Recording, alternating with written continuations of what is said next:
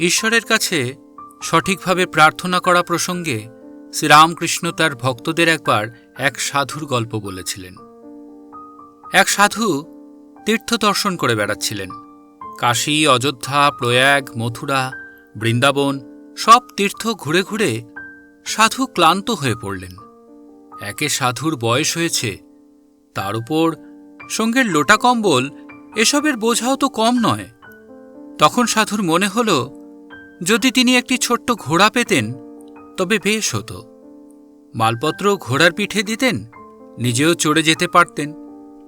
সাধু তখন শ্রীরামের কাছে প্রার্থনা করতে লাগলেন, এক টাট্টু দিলায় দে রাম, এক টাট্টু দিলায় দে।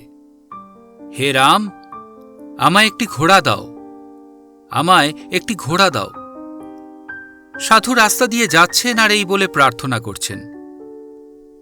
সে অনেক দিনের কথা। তখন এদেশের রেলগাড়ি আসেনি, ইংরাজও আসেনি। মুসলমান বাদশারা তখন এদেশের রাজা। সাধু যে পথ দিয়ে যাচ্ছিলেন, সে পথে একদল সেপাই যাচ্ছিল ঘোড়ায় চড়ে। যেতে যেতে পথে একটি ঘোড়ার বাচ্চা হয়ে গেল। কি করা যায়?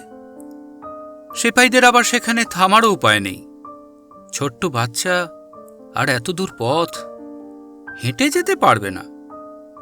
তখন তারা একটি লোক খুঁজতে লাগল, যে বাচ্চাটাকে সেপাইদের পিছু পিছু বয়ে নিয়ে যাবে। খুঁজতে খুঁজতে সেপাইরা দেখল, পথে একটি লোক এক টাট্টু দিলায় দে রাম এই বলে চিৎকার করতে করতে যাচ্ছে।